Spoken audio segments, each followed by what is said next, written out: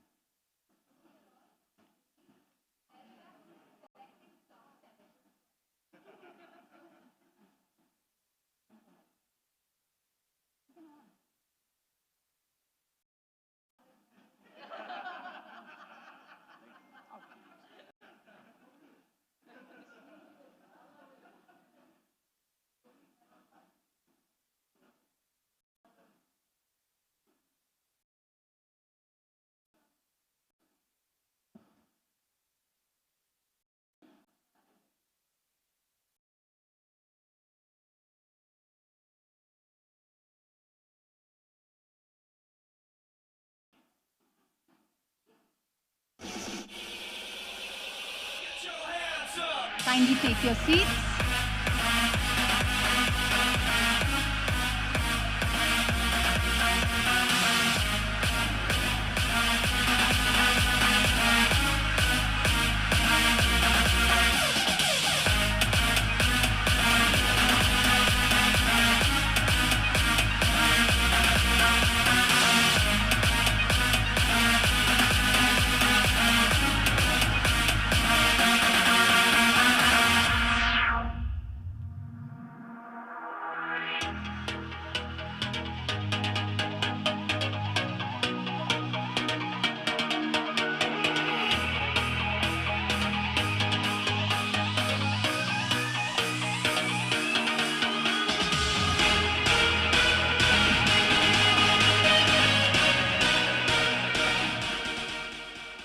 Good morning, Bengaluru. What an incredible sight this is to see so many vibrant faces here today. Firstly, a heartfelt welcome to each and every one of you who has made it here on a Saturday morning. I would like to welcome our esteemed guests, our dedicated jury members, respected principals, committed teachers, and all the enthusiastic student community members. Your presence today reflects not just your dedication, your aligned vision to transform Bengaluru in the positive ways it can. To kickstart this morning, we are delighted to present a musical masterpiece dedicated to Bengaluru. This song, with its amazing composition by the incredibly talented Sadhu Kokila, an active citizen himself, who is contributing in the building of the entertainment industry in Karnataka, in collaboration with the students of Apollo National Public School, Banshankari. It serves as a tribute to the vibrant soul of our city. As the students of Apollo National Public School take the stage, led by Emmanuel Richard, music teacher. Let the harmonies and the lyrics transport you into the heart and soul of Bengaluru. Without further ado, let's speak the music. Let's speak the language of our city at this Youth Leadership Summit. The melodies will paint a vivid picture in all our minds. With a round of applause, please welcome the team from the Apollo National Public School.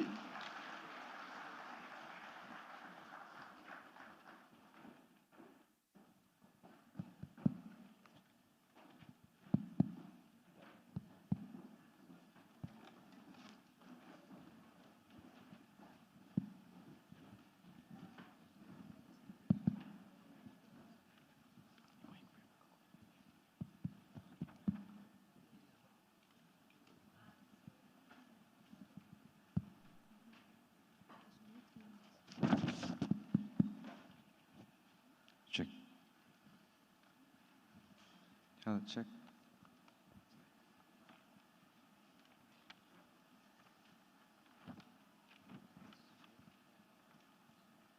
Check, check. Check. Check.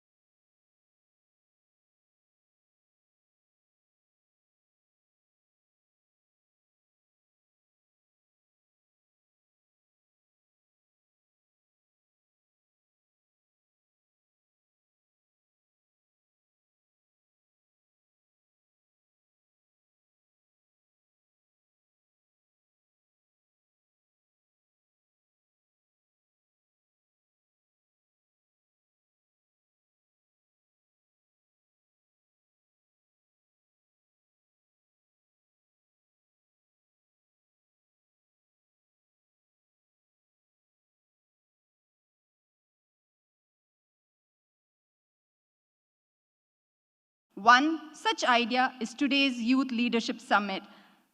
Please give a warm round of applause as she comes on stage.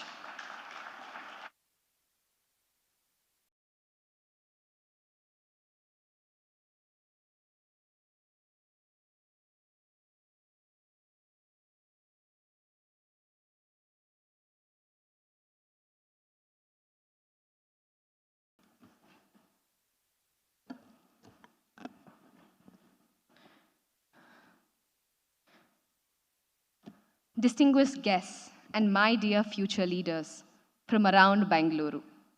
A very warm welcome to each one of you gathered here today. You know me as Aishwarya DKS Hegde, an educator, but most importantly, I'm a product of this beautiful, wonderful city, Bengaluru. It's truly an honor to stand in front of you as we embark a journey of innovation, creativity, and active citizenship. To me, Bengaluru is not just the delightful weather it gives us all around the year, or the luscious green gardens around us in this midst of this bustling city. It's not just a GPS location on the map. It is a feeling, an emotion, and hopefully resonates with every individual who calls it home. Why are we here today is a question that's pondering in each one of your minds, probably. Today, in my view, it's a beginning of a voyage, a journey. We're not just here to discuss the problems and the challenges, but to explore the immense potential of a positive change and solutions within the brilliant minds of the youth of this city, which you are the youngsters. Let me ask you a question. Close your eyes and think of one brand that you think you love.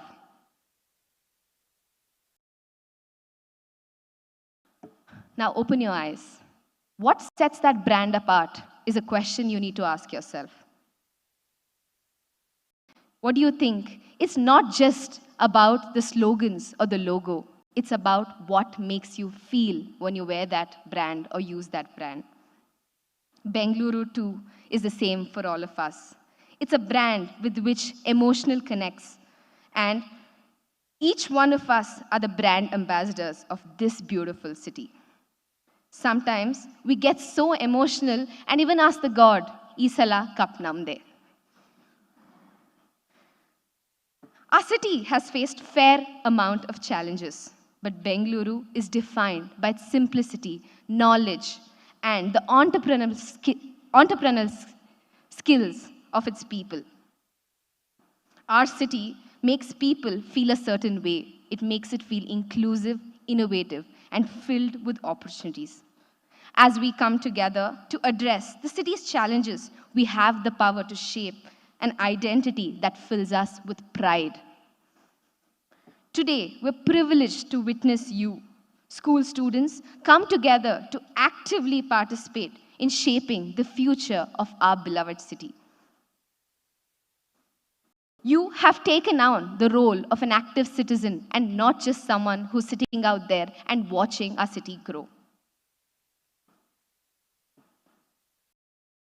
The students who have come here today have dwelled into the challenges and the complexities of our cities and identified these challenges and, more importantly, compelled solutions for the same. It is heartening to see the enthusiasm and the dedication of you students representing these 50 ideas, which are the best ideas of the year because they came from young minds. All these ideas are not just ideas, but a vision for a better future, for a better Bangalore, as Bangalore progresses to be a beacon of progress, unity, and sustainability. The essence of each active citizen lies in realizing that each one of us have a role to play in shaping the destiny of our community. The power to bring about the change is not just exclusive for a few selected people. It resides in every individual, especially in you youngsters, because you take the torch forward. As we witness the final 7 presentations today, let us be inspired by their creativity and the passion of these students who've taken up the opportunity to stand in front of you and propose solutions.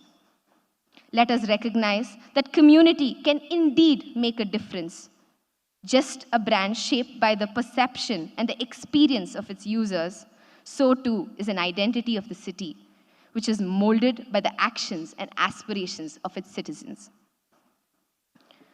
Before I conclude, I have an appeal to make to each one of you sitting here. Let us embrace the idea of active citizenship, not just as a responsibility, but as a privilege given to each one of us. It's an opportunity to contribute to something greater than just ourselves, to build a new brand Bengaluru that not only solves problems, but also makes us feel proud to call it home. Together, let us pave path for a brighter and a more promising future for our beloved city. Thank you for becoming this active citizens for a future Bangalore. I also like to take this opportunity to thank each and every active citizen member sitting in front of me who are not just here to support us, but also are here to lead us. Thank you to every jury member who supported us not only from the semi-final stage, but up to the final stage in helping us shape that one idea, and also celebrating all these ideas who are the brand ambassadors for more ideas to come along. Thank you so much.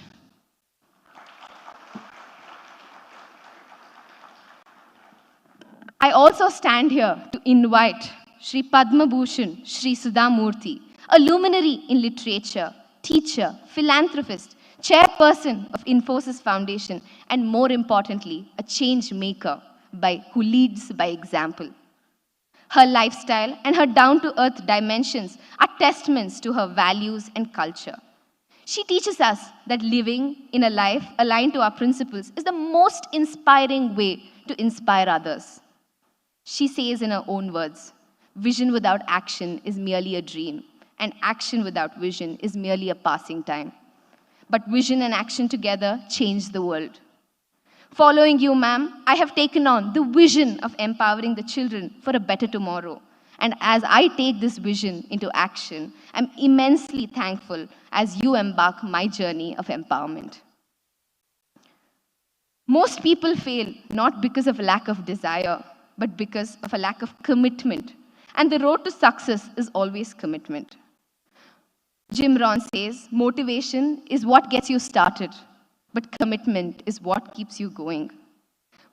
She has not only motivated me, inspired me during my journey as an educator, but also shown me commitment as her walk of life towards making impact to touch these children's life, not only through her books, through her words, but through her way she lives her life.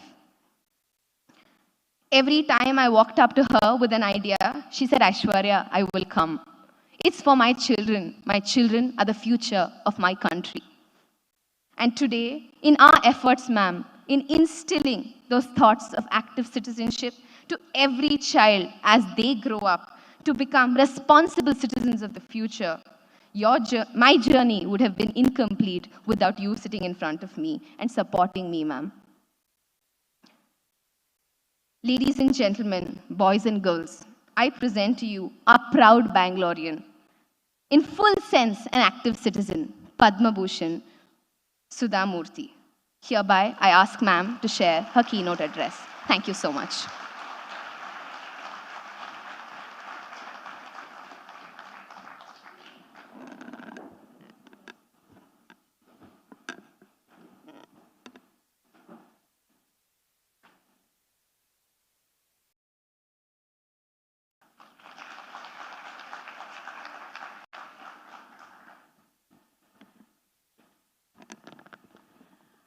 Aishwarya, I should tell how many minutes you have given to me, because being a teacher, and my all other teachers are here, until the next bell rings, we may speak.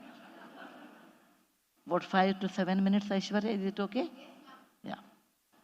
Ellarigu namaskara. I'm very happy the welcome song or the brand Bengaluru song was in Kannada. Aishwarya, congratulations. Okay. In Bangalore city, if two people are speaking in English, they are definitely Kannadigas. With a heavy heart, I tell that one. ನಮಗೆ ಕನ್ನಡ ಮಾತಾಡಬೇಕು ಅಂದರೆ ಇಂಗ್ಲೀಷ್ನಲ್ಲಿ ಮಾತಾಡ್ಬಿಟ್ರೆ ಆಯಿತು ಅಂತ ಅನಿಸುತ್ತೆ. ಹಾಗೆ ಮಾಡಬೇಡಿ. ನೋಡಿ, ಬೆಂಗಳೂರದ ಬ್ರ್ಯಾಂಡ್ ಫಸ್ಟ್ ಕನ್ನಡ ಅಂತಲೇ ಹೇಳೋದು. I know Aishwarya as a young, dynamic entrepreneur and very fond of education. And this is her new idea I really appreciate. Children's mind is like a blank, wet wall. Blank, wet wall. What we speak, the way we behave, that is etched on the wall with a glass piece. After some time, it dries, but the design remains the same. So, it's a great responsibility to teach children in the school than teaching them in the college. So, first let me congratulate all the teachers assembled here. You are building next generation, characters of the next generation. Thank you to all teachers. When your mind is not biased, when your mind is clean, you get new ideas. As you grow older and older, your ideas are biased. Black and white, sometimes brown, other colors. But the children, it's like, Hindi movie, Kora Kagas Thai Man Mera. Very clean mind, unbiased mind. And the bright ideas come from unbiased mind. Whenever I write a book for children, I always ask, my first reader will be children. I said, what is good, you don't tell me. What is not good, what you do not like, you tell me. I will improve and correct. Because most people don't like to tell me, for various reasons, which I surely understand by the virtue of the position what you are. People say, Narayan Murthy's wife, why tell wrong things? Say yes. Head of the foundation, tomorrow she may be useful. Why tell her any negative? Say, very good. They go up to an extent saying that you should get a Nobel Prize, which is it on the road or what Nobel Prize? But just to please me, they will talk all these things. But children will not talk. I was in Calcutta reading, for my book reading, and everyone said, oh, fantastic and all. One boy got up and told, Nani ji, because I'm old, so I'm a Nani. Nani ji, you write very well, but you don't read very well. The teacher wanted to hush up. No, please sit down. I said, no, I want to know why. You call that boy. He told me, you don't modulate your voice depending on the emotion. I said, beta, I really am not in dramatics, okay? I'm a teacher. I have to tell the truth in the same voice. He said, no. When you are reading a book, voice modulation is very important. I said, how do you know? He said, I'm a student of a dramatics class. I was so happy. And that's the last time I read my book in public. I said, someone who has done dramatics in the school, let them read. I'll only write. So, bright ideas come from children who are not biased. All of us know about Bangalore. There's history. It is from the Kempegowda's time. It's the Silicon Valley. Off the record, I tell Narayan Murthy, you are responsible for the traffic jam. You started in 1983, 84 Infosys. That time it was so easy it was like a pensioner's paradise. Once the software company came, then the roads became, crowded. He said, please remember, because of that also many people got jobs. Okay. So this is our conversation that who made Bangalore crowded. Okay. Anyway, every city has a problem. Even the great city like London, Paris, Delhi, take every city will have problem. And our duty is not to exaggerate the problem and go on blaming government blaming private citizen blaming private companies. Everyone loves to put the ball in somebody's court. But a good citizen, a group of good citizens should, along with partnership, we can solve the problems. I was in Sweden and I asked the Nobel Committee, I was attending a meeting with the Nobel Prize Committee people, and I asked them this question: on what grounds do you give a Nobel Prize? Because It is so difficult to judge at that level. Everybody is good. They said, people who complain, go on telling, you ask anybody, they say, Bengaluru has so many problems. Right? How many advantages? They said, first you listen to problems. He said, people who write problems, who pose problems are not important. People who bring the solution to the problem. And those people will be eligible for the Nobel Prize. And Aishwarya, I did not tell her when I met her. I wanted to tell her this. Then I said, no, I will tell in the speech. Has done the same thing. Congratulations. She has given the problem and also the solution in their own way. It may not be economically feasible. It may not be practically feasible. It may not be socially feasible. But the very question of thinking a solution is a great idea than complaining 100 things. So, and this characteristic of finding a solution will help them in real life. It is not the academic teachers, it is not the academic excellence alone will help in real life. It is necessary, but it is not sufficient. The sufficient condition is finding a solution. Facing the life, not running away. Having confidence in crisis. This all will make a child a better human being. Along with compassion, makes a better human being. And that is your job to do that. And this is a great opportunity to find out a solution for a problem. Not just posing a problem. And it's nice to be with the children because I become young with them. And once, I was talking to my husband, he said, always you are happy compared to me. Tell me the reason. I said, I'm in the company of students. When you're in the company of the students, even though you are 60, 50, 70, in my case, I'm 73, my mind will be, I used to teach postgraduates and graduates at Christ University. So my mind will be 23. Whereas if you're always in business, you think of profit and loss. Even though you are 33, your mind will be 53. The difference is when you are with the children, you get extra energy. You are enthusiastic. It's the greatest philanthropic job because you part your knowledge to them. And that's the reason teacher is so much respected. He's in the Kathopanishad, it is said, Acharya Devo Bhava, the third in the hierarchy. Acharya means a teacher. A teacher is third in the hierarchy. And you are all the teachers, along with students, you have come. The problem is there. What do you think of Paris? You think of Eiffel Tower.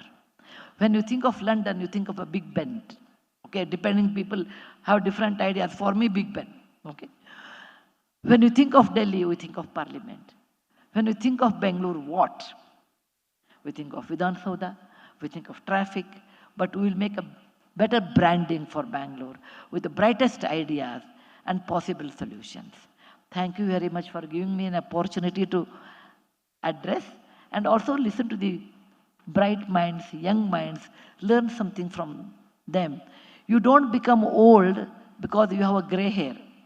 You don't become old because of the numbers. You become old when you stop learning.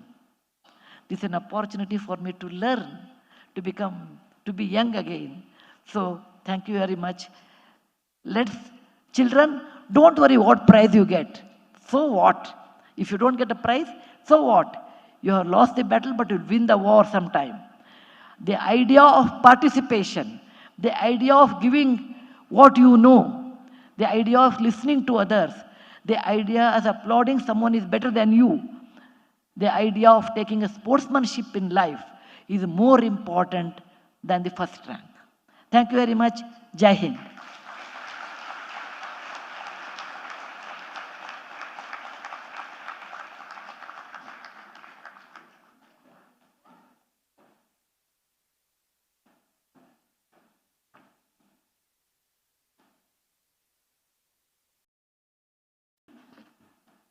I would now call upon Mr. Giri Balasubramaniam, fondly known as Big Brain, to the stage to introduce to you all the jury for the day. Mr. Giri is the founder and CEO of Grey Caps Knowledge Tribe. An alumnus of the Harvard Business School, Big Brain has hosted over 3,000 shows in 10 countries, including a historic quiz at the Royal Opera House. Can we get a burst of energy for him while he makes his way to the stage?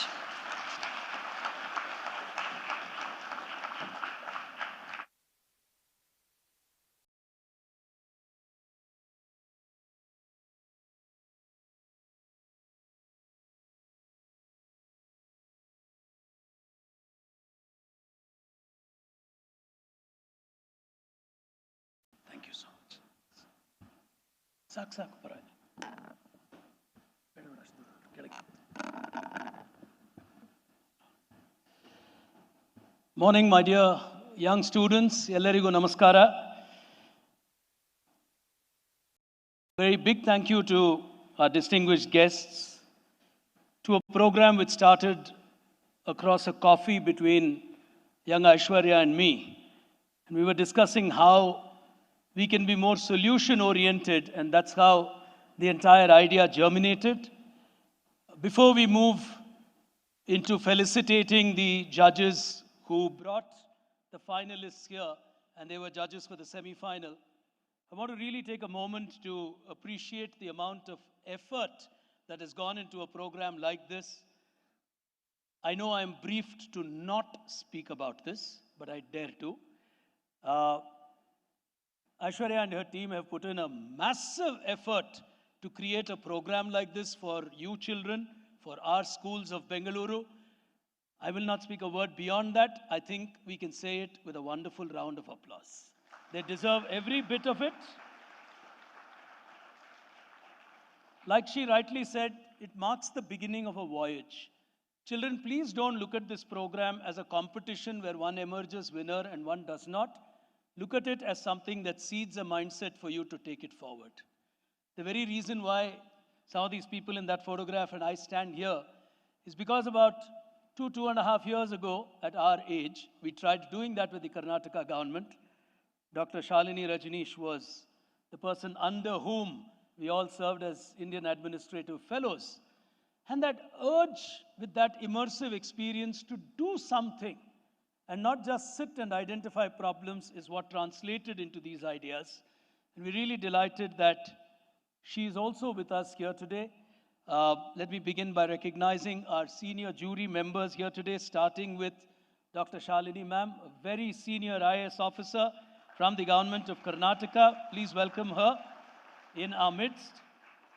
Also with us is a luminary in education. At a point in time, about 13,000 CBSE principals reported to him.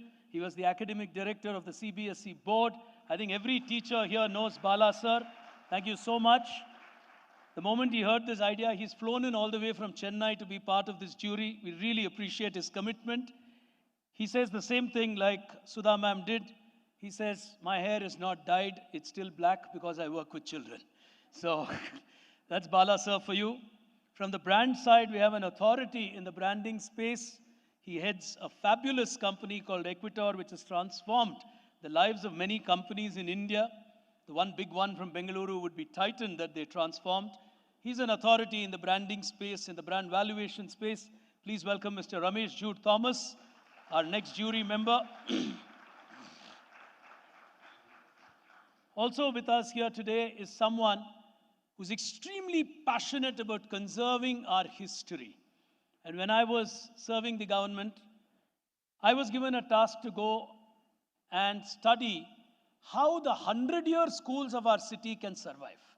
We have fantastic schools, Vani Vilas School, Fort High School, superb schools.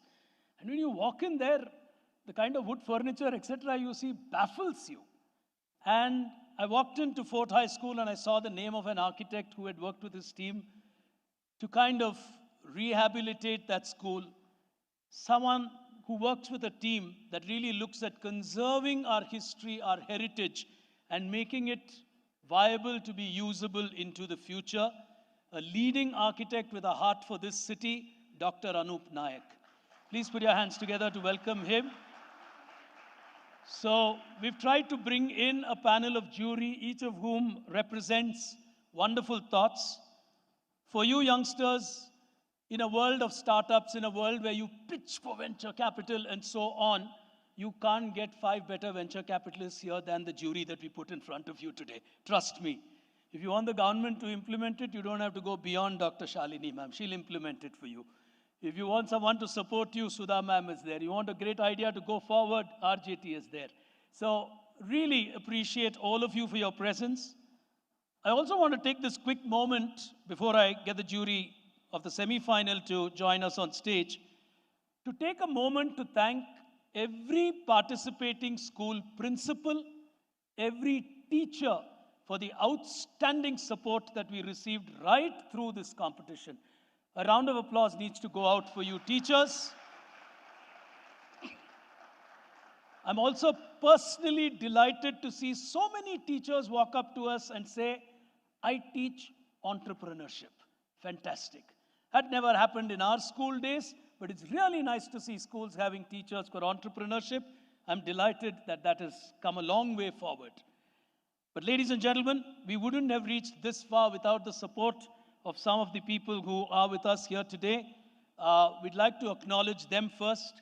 They've not just been judges for the semi-finals after we came to the top 50, then we called 25 top schools to present their ideas to them. From there, we were looking at selecting 6. We ended up with 7 because many of us on the jury were teachers and we did not know how to reject the 7th. Teachers always have that problem. So we end up adding to the numbers, which is how it became 7 finalists today. So can I request Ms. Aishwarya and Sudha ma'am to please join us on stage to felicitate our jury members.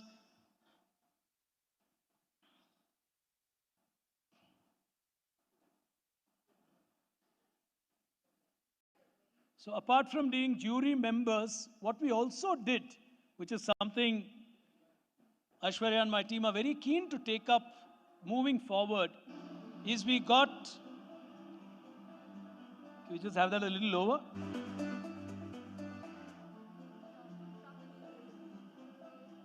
Thank you. It's not only about the idea, but these jury members also came forward to mentor these children to improve their presentations, and we're going to continue on that journey. So with ma'am and Aishwarya on stage as a quizmaster, I've received the maximum number of questions in the last 4 days, and the questions that you've been asking me is, what's the first prize? So I shall share the answer to that question with her on stage. There's going to be 1 winner. The remaining 6 will be runners-up. So we don't want to say second, third, fourth. We don't know how to do it. That's why we said 1 winner and all runners-up. The winners will get a 40-hour program from Harvard. So that's the prize they're going to get on innovation and entrepreneurship. So one of Aishwarya's schools, Amber Valley at Chikmagalur, has a tie-up with Next Gen Innovate, who provide these programs. So the children will be provided with that program. We'll figure out the modalities. So one team walking out of this ballroom today will walk out with Harvard on their biodata. That's a huge achievement at your age. So let me now go alphabetically and get our jury members of the semi-final to come forward and receive their citations for helping us. Thank you to all the 11 of them who were part of jury and mentoring. Let me start with Aparna Mathur. If you could come up, please. She's the co-founder of Growing Leadership for Women. She's heavily into women empowerment. She's a trainer. Thank you so much, Aparna. Can we have a round of applause for her?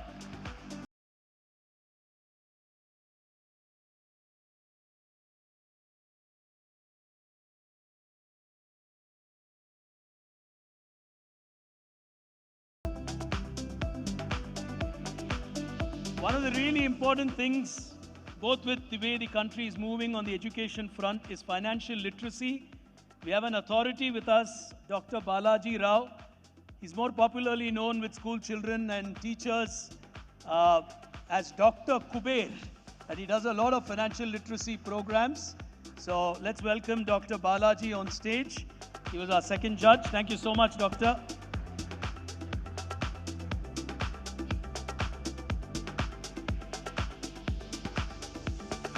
And like ma'am said, what I like about Dr. Balaji is he does majority of his financial literacy programs in Kannada. So that is really wonderful. Thank you so much, Doctor. One of my wonderful colleagues at the Indian Administrative Fellowship, he's still continuing with the sector, so to say, is Mr. Balasubramanya Balu, as we call him. He is the state lead for the Center for Effective Governance of Indian states.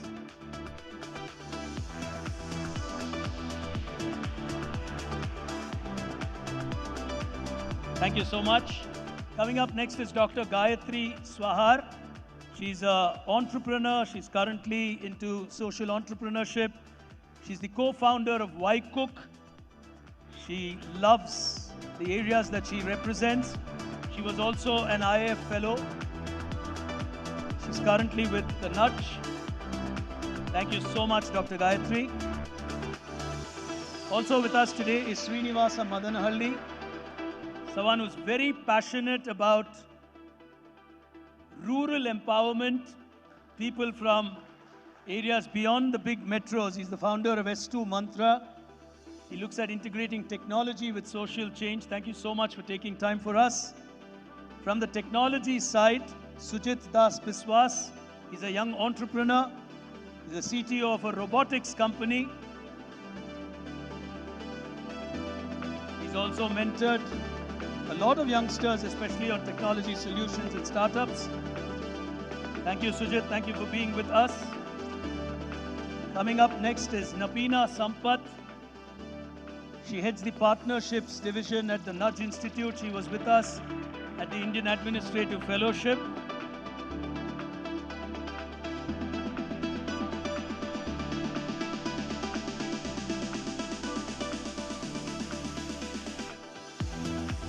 And finally, an educationalist who was a former dean at Amity, is an associate director with an educational company, Dr. Nagamani Nagaraj.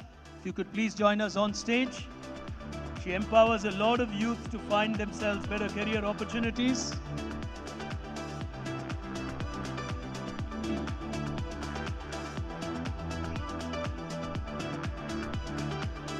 We also had a couple of them as mentors for 3 ideas which align with their areas of expertise. Can I first request Mr. Nagesh to please join us on stage? He's an expert in concrete technology. So if you've ever traveled on white topping roads, he's the man who's created it. He also created the magic box where you pass through very quickly and the roads don't take time. It's a very senior person from Ultratech during his career days. He's also a passionate photographer. Thank you so much, Mr. Nagesh. Coming up next is Mr. Vasu, a young entrepreneur with a lot of zeal. He's created a huge digital idea called planawedding.com.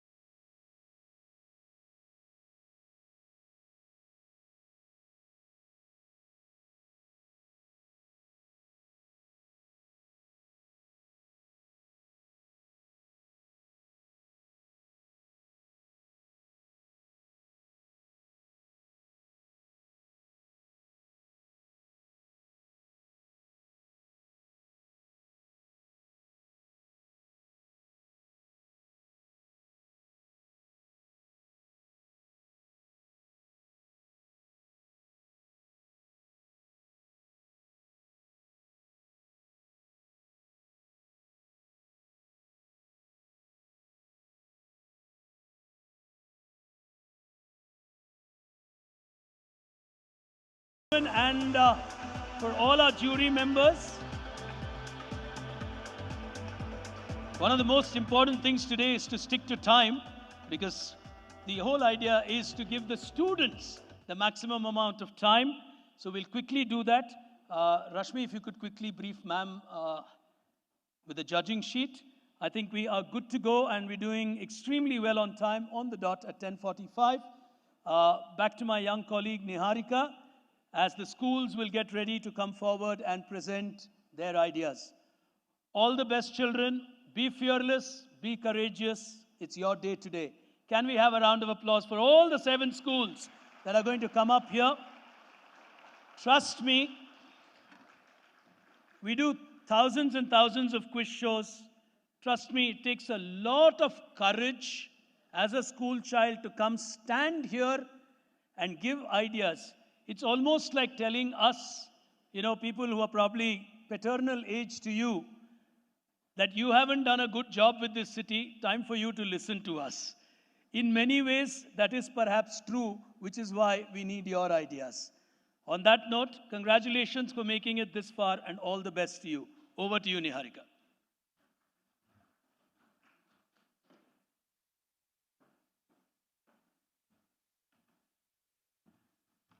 Thank you, sir. And now, as you embark on this innovative journey, our esteemed panel of judges will assess your ideas based on creativity, feasibility, and potential impact.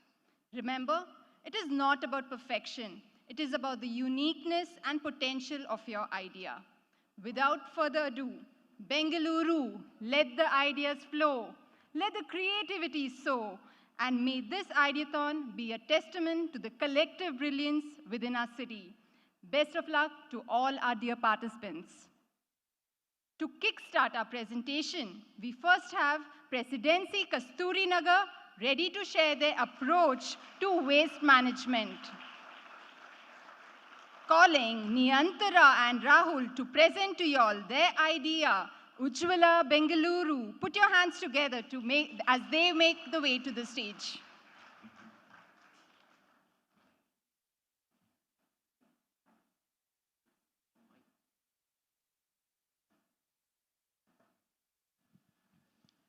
So, good morning, ladies and gentlemen. I'm Rahul from class 11B. Namaskara, Bengaluru. I am Niyantara from class 10F. The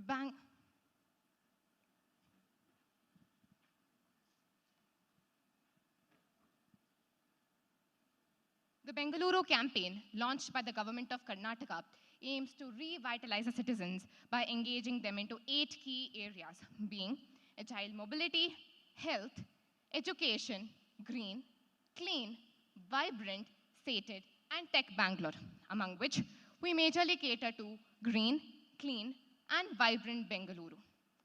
Waste management. We see that Bengaluru generates about 3,000 tons of waste on a daily basis, which translates to about 12 lakh tons per year. This significantly leads to land, water, and air pollution. Indeed, a dent on brand Bangalore, right? Now, let's talk about the bright side of Bangalore, with all the marvelous architecture such as the Vidhan Sauda and the State Central Library. Well, this should not make us forget about the dark side of Bangalore, the one filled with filth, waste, and garbage, diminishing Bangalore's potential and making it look ugly. Well, this is where the role of our app, Ujjwala Bengaluru, comes in. Ujjwala Bengaluru is a Karnataka government app on waste management, which involves BBMP and private stakeholders as well. Moving on into the depths of our app. The first category that I deal with is floral waste. I'm sure all of you must have attended those big fat Indian weddings and the grandeur and pomp of various temples and religious institutions. But the sheer waste that is generated cannot be overlooked. This is a stark reality that makes Bengaluru ugly. Addressing this crucial issue. Now moving on to the statistics of floral waste in Bengaluru. 15 to 20 tons of floral waste is being generated by KR Market on a daily basis, and 200 kgs daily, adding up to the 500 kgs, especially on Sundays and Tuesdays, are summed up with the 1 ton of floral waste is being generated by religious places, especially during festivals. Now, in most of the weddings that take place in Bangalore, the big fat weddings, they spend about 10 to 20 lakhs of rupees just on floral decorations. But let me just ask you a question. How long is this floral decoration going to last for? About a day or 2 or a few hours? Ultimately, it's going to lie in the landfills, increasing the burden on city. To address this waste, let us picturize. When I say 1 ton, it's difficult to understand. So 1 truck is equal to 6 tons, which means on an average in KR Market, which generates about 15 to 20 tons of waste, It is equivalent to 3 trucks on one day, which means you can imagine how big the situation would be on a larger basis. Hence, catering to this, our app provides a solution. Upon clicking floral waste, we would observe floral fiesta sourcing. These are all the industries and the sources from where we could obtain significant quantities of floral waste, being bustling Kia market, flower markets, religious places, and wedding halls. We would also be connected to the BBMP, Paud Karmikas, and other officials, being health inspectors. They're expected to fill in two major aspects. One, quantity in tons of the waste that is produced, and secondly, the nearest and the most convenient location from where the waste could be picked up. As soon as they click on the submit button, the aroma fiesta creations would be notified. These are all the industries that will be registered on our app beforehand and are heavily dependent on floral waste. Once that was considered insignificant and trivial would be reborn as organic fertilizers, potpourri, candles, incense sticks, and much more. Moving ahead, these are the benefits of floral waste management. Take a short span of time to give understanding on that picture. The picture is of a company that is named Fool that converts floral waste into incense sticks, spreading aroma and beauty into our everyday lives. It's currently based in Kanpur, Lucknow, but however, we intend to bring about such changes in Bengaluru as well. Now, I'll be addressing a pressing issue that affects us all. The fuming problem of excess food and excess food waste generated by hotels and marriage halls. Now, if this is not attended to, it not only poses an environmental threat, but also gives us a constant reminder of the societal imbalance in access to nutrition.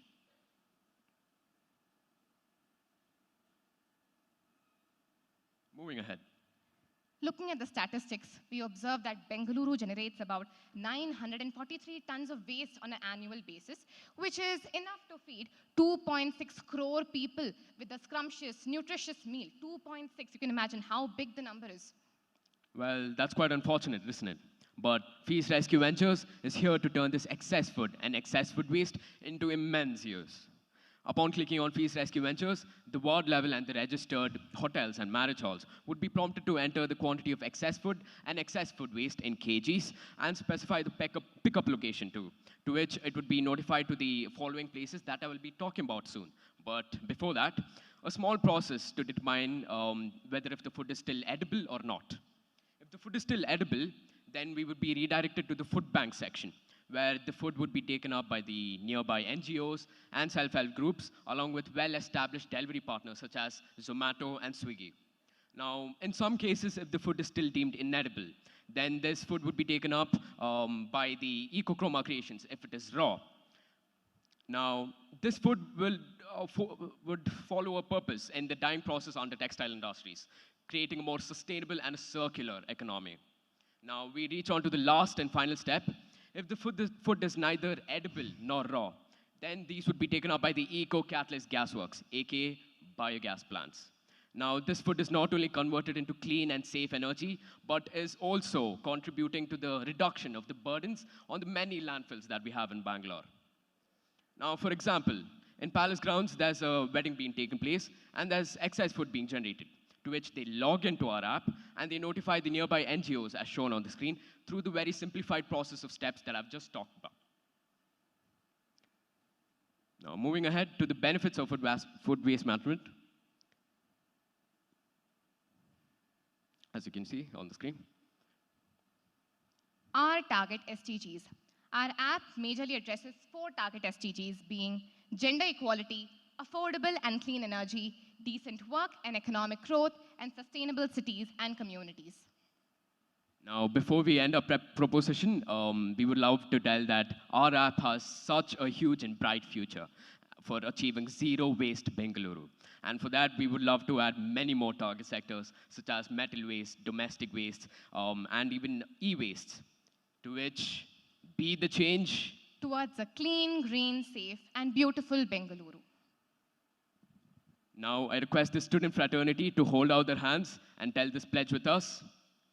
Bengaluru Namma Nagara, Adara Swachhateyannu Kaapaduvudu Namma Dharma. Adakagi Ujjwala Bengaluru. Thank you. Thank you.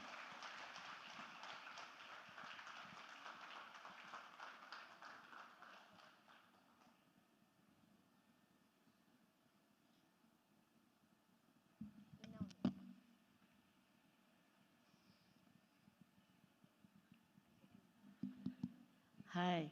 Hello. Namaste, ma'am. Namaste. At your age, I would not have gone on stage and talked. Okay? Later part I talked, but not at your age. Congratulations coming and presenting it so well. Thank you so Thank much. you, ma'am. Nice, very nice. I have a small questions. You said it's a gender equality. Explain how it can be. Ma'am, in most of the incense sticks industries and candle industry, we observe that it is the women who segregate the waste. Majorly 80% of the floral waste is roses, as we have observed according to statistics. So they would be involved in the production process, fostering gender equality and empowerment. Okay. Second one is your app ready? Ma'am?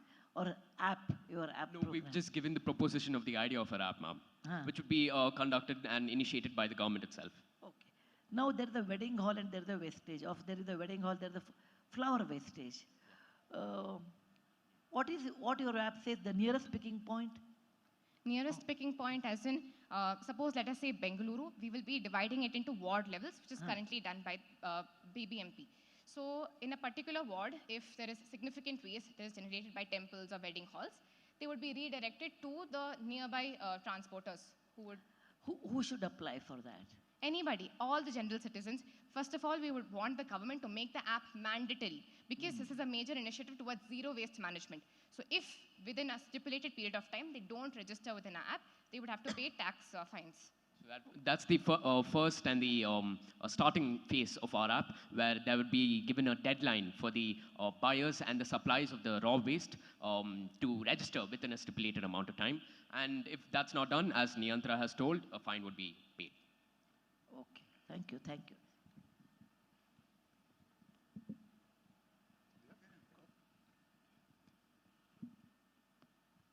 ತುಂಬ ಧನ್ಯವಾದಗಳು ಉತ್ತಮ ಸಲಹೆಗಳಿಗಾಗಿ.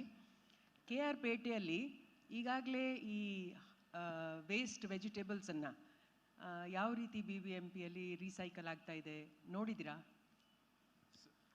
Ma'am, this category has not yet been currently included in an app, but we intend to bring about such changes in the future through domestic waste management. So I think now BBMP has made it mandatory for us to separate the biodegradable and non-biodegradable waste, where biodegradable waste could go to the biogas plants and non-biodegradable waste could be used further. Be used for the dyeing process and many more textile industries. So for now, we have just scaled the app for floral waste and food waste. Also add gaushalas to your selling point. Will Definitely, do, ma'am. ma'am. Will do. Biogas plants, yeah.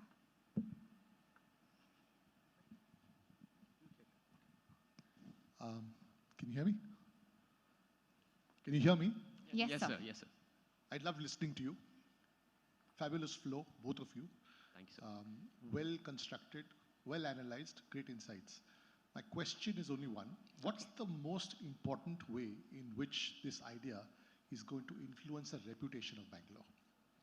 Why should it become more attractive as a city because of what you're doing? Let me add an emotional appeal before answering to that. We walk through the cities or streets of Bengaluru where certain times we are compelled to close our nose because of the stench, only because of the landfills and the waste that is piled up every day. This is diminishing Bangalore's potential as a beautiful, vibrant and Silicon Valley of India. And that is why waste management is one of the most fuming topics that all Bangaloreans have in mind all the time. And we also do know that Bengaluru is this emerging city facing rapid urbanization and population growth. So inadequate waste management might also prove many complications for the ecological, economical, and even social development. So waste management does help in improving the image of brand Bangalore, and also the government would be having the proper runtime information on the waste produced and the waste being turned into these potent resources, as we have explained. Currently, and as we are there in the Youth Summit, this plays a ripple role, thereby changing the mindset of people towards a cleaner and a greener environment. Once we change the mindset of the people, especially the youth, who are the future citizens, towards taking part as an active citizen in this app, the change would be definitely made, because change starts from within.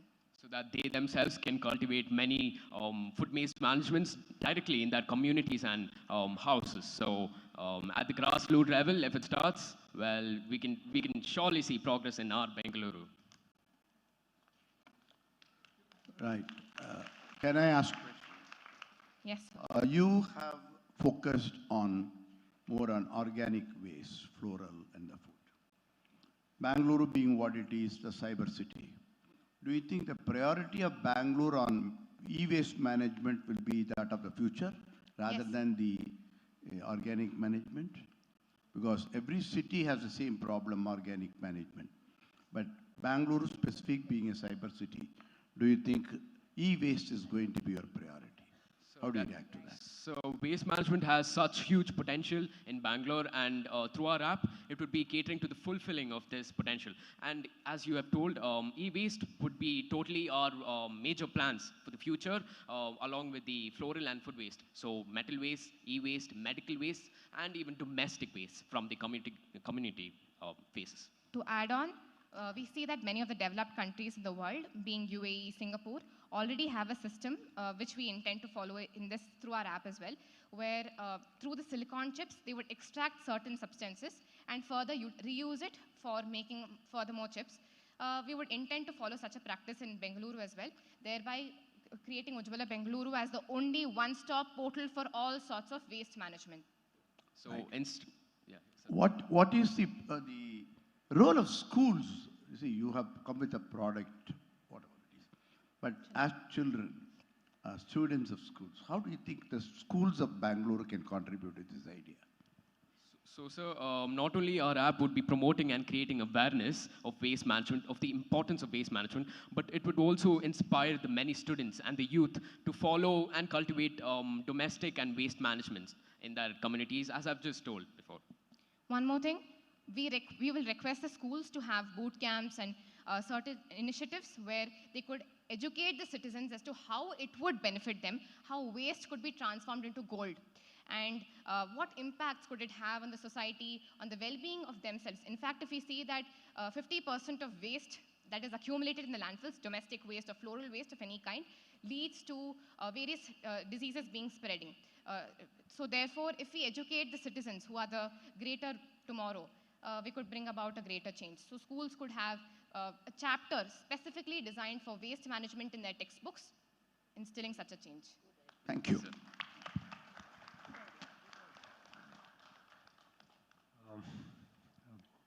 Thanks for piecing this together, Rahul and Niyantra. I think it's awesome. Thank you, sir. It's a very, very relevant and important conversation to have.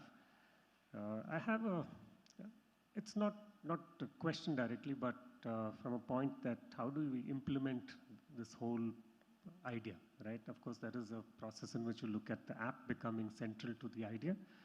But there are conversations around today where we speak about decentralizing the process rather than centralizing. So I need some thought on, or some clarity on whether centralizing this process as you're thinking of it, and whether decentralization is a better option. So I think, as you said, sir, decentralization would be a better option because there is significant quantities of waste that is generated on an overall scale, which cannot be managed by one institution. That was the very moral behind decentralization, our app. That's why we have divided the city into various wards, which is already being done by the BPMP. At the ward level, we would connect to the hotels or marriages in the near vicinity and thereby use it to a better use. No, I think that was not the direction which I was seeking. Let's say today, at home level, I'm saying even if you take the relevant waste which you're talking, there is the whole process of segregating wet and dry waste. Now, and if you take apartment complexes, and all of them become part of your ecosystem because finally this app is publicly driven. What is the process when we decentralize it at unit level? How do you actually look at, is there a process or a management dimension to this? Of course, at ward level it happens. I'm saying ward is already a preset base for you to operate on. So I'm saying if you fractalize that further and make it smaller, how well will it operationalize? Because finally the app becomes central, right? There is some authority which is driving that. So is there a process to look at decentralizing it or localize it? Might be you have a subset within your app to look at local activities, local activation in this process? Yes, sir, sure. At the household level, we intend to bring about certain bins where we could install certain chemical substances that could hasten the process of decomposition. This could further be used for biogas generation, or it could also be used for providing manure at the household levels, so that every household, instead of just dumping their waste, could utilize it for a better purpose at the household level, smaller levels. Than the ward, we could do this.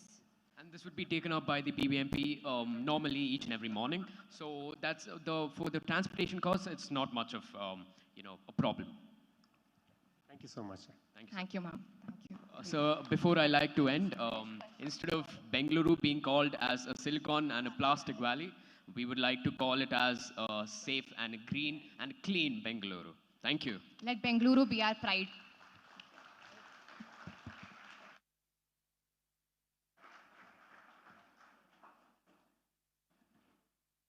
That was an inspiring presentation. We now have two young girls ready to take the stage. They bring in an interesting concept called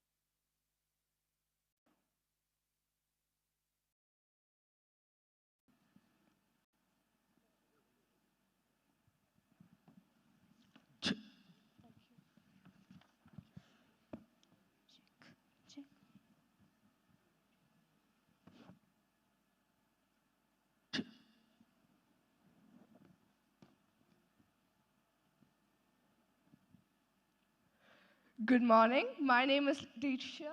And I'm Shrinika. We are students of grade 9 from Mitra Academy. Imagine how it would be if 2024 was a happy period for Bengaluru. Happy period for Bengaluru. Bengaluru is a city which advances in everything. It's a city of change and transformation. It's already a happy Bengaluru, Letitia. Period. Period? End of sentence? But here's where we need to start. Is it possible that we, the people of Bengaluru, of the Silicon Valley of India, the guarded city of India, can make a happy period possible? But there is one thing which we have all ignored and still continue to ignore. 36 lakh people in Nama Bengaluru are still leading their lives with hesitation, shame, and stigma. Yes, we are talking about the population of menstruating women in Bengaluru. Today, standing before you, we envision a Bengaluru which is one of the first few cities in this world and the first pioneering city in Karnataka to normalize something that need not be differentiated. We envision a Bengaluru, a Nama Bengaluru, where every woman, every girl can lead a normal life without any barriers. We would like Nama Bengaluru to be the first city in the world to have normalized periods. A lighthouse city which every other city in this world aspires to become. And in this presentation, we show you how we can make this happen. The first and foremost way is, of course, to spread awareness. It's not just awareness, but right awareness, which should be spread among the masses. Let's take the first step from scratch. Compulsory education should be provided to both boys and girls of the pre-period age group. Teachers should be trained on how to convey this topic to students and make parents welcome this change. Number 2, differentiating between what is a myth and what is a fact. Healthy debates can be encouraged in both rural and urban Bengaluru regarding menstruation so as to understand the various opinions and inhibitions revolving around this topic. Also, every public place can have a menstrual kit to assist women. Lend a cup.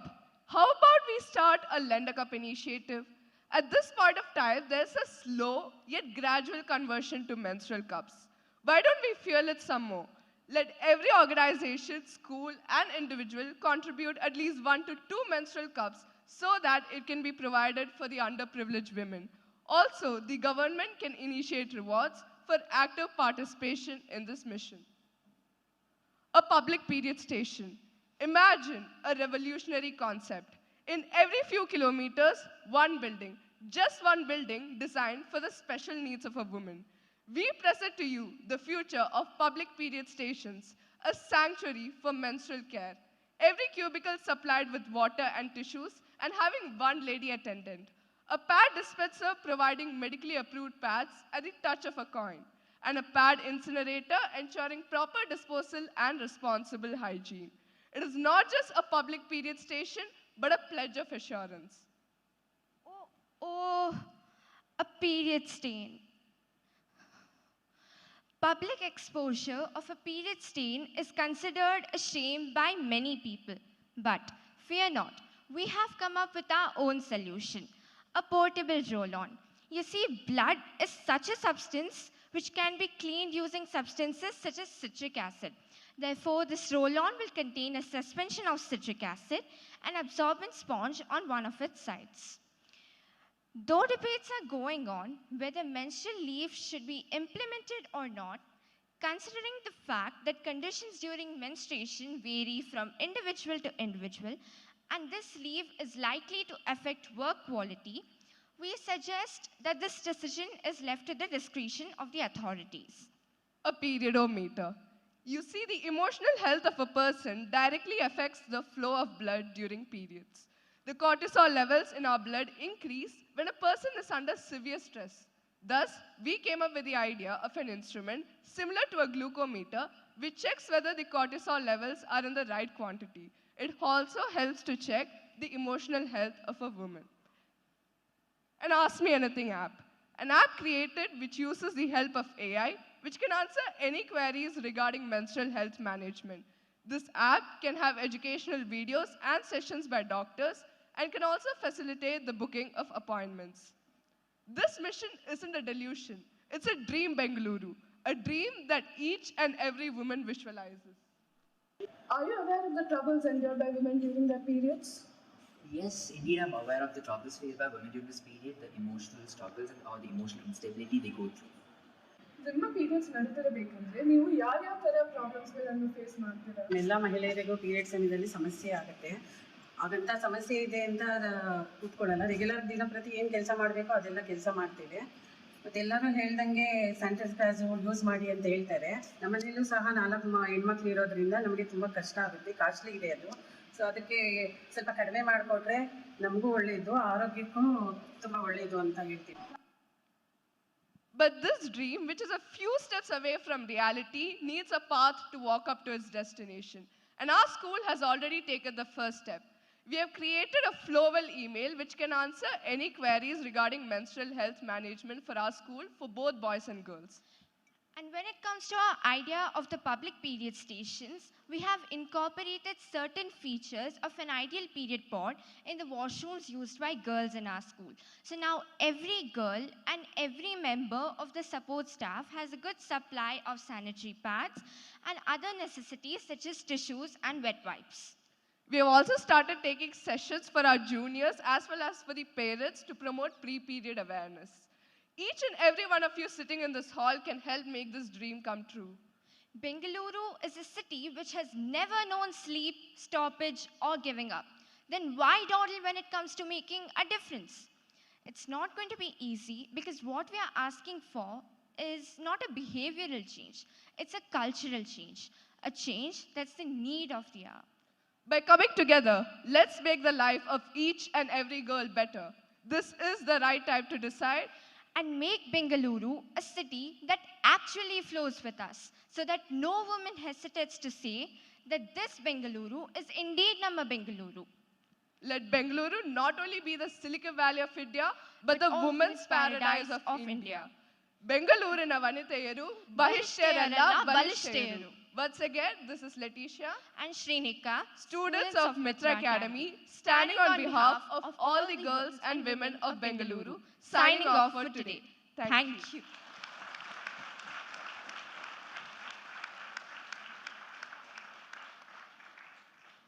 Girls, I liked your slogan. Very nice. I'll have only one question. Do you get cup or sanitary pad in your school? Free of cost. For now, we have pads because we don't know how many girls are actually comfortable with using menstrual cups. And since we started this Lender Cup recently, we're not sure about their opinions as well. So for now, it's pads, but we also have one menstrual cup, just in case. Okay. Is it free or it's charged? It's free. It's free. Yeah, and it's there in our first aid rooms as well, so we can take it anytime we want. Fine. Next one is, how do you burn your sanitary pads? In the school, not at home, I'm asking. In our school, we have a dustbin separately for menstrual waste. So this waste will go, especially it's in another direction. So. But you do not know what they do. No, it's okay. It's perfectly all right. It's perfectly all right. So there are new machines have come, yes. in Pune and all I've seen. Pad incinerators. That's really good. Who is your teacher, your principal, please tell them. Use that. Okay, the management should use that so that pollution will be less. Okay. Now you have gone to many schools on your work like this. Have you found out everywhere you get a sanitary pad? Have you checked anywhere? Airport, railway station, have you checked anywhere? Previously, metros used to have pads which can be retrieved, but then now they have stopped it. Okay. Just I wanted to check that. Thank you. Thank you. You have chosen a nice subject. Okay, thanks. Thank you.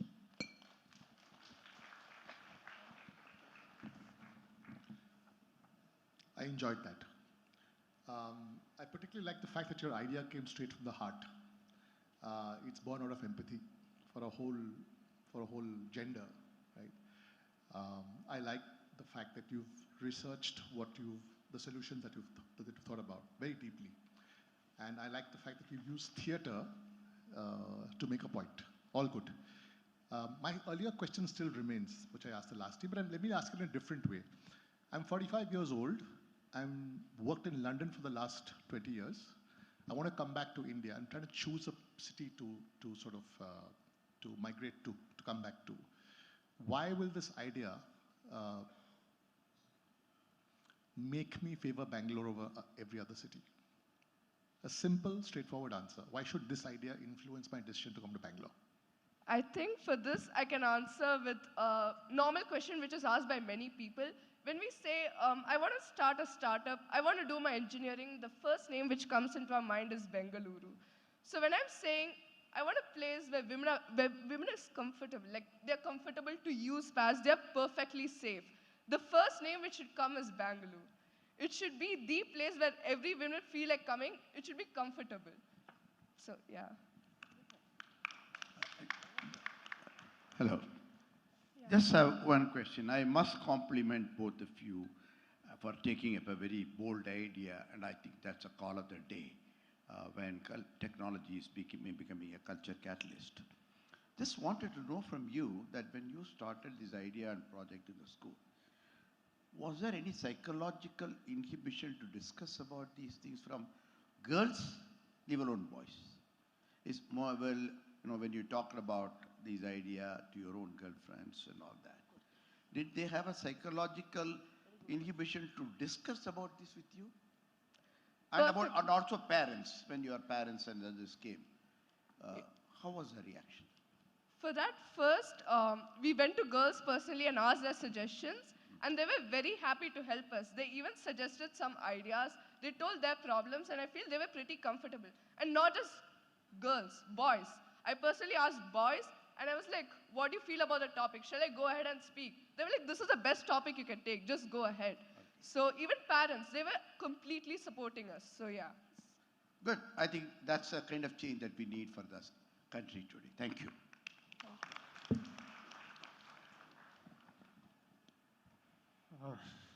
What can I say? Brilliant. Okay, awesome. That's to the point, very specific, and with absolute clarity. I think what you should pursue is that I see that there are 4 different ideas, and each one of them is incubatable. But we should touch base with Sudha ma'am after this to see whether they can incubate these ideas. I think all of them, all the 4 ideas, this idea of the station, which is an urban insert. As an architect, I would say it's wonderful to see how we can do that. As roll-ons is another great possibility, and periodometer and the app. I think phenomenal sets of ideas. Please pursue it, yes. Right? And find some good mentors to drive this forward. Awesome. Thank you so much for getting this on board. Thank you, sir. Thank you, sir.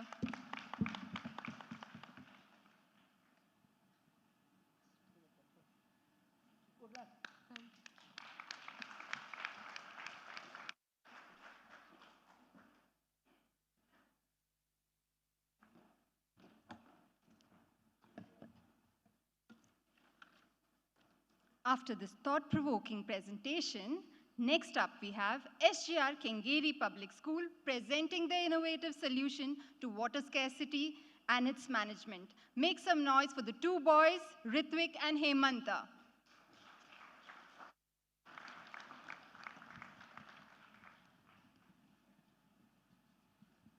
Check.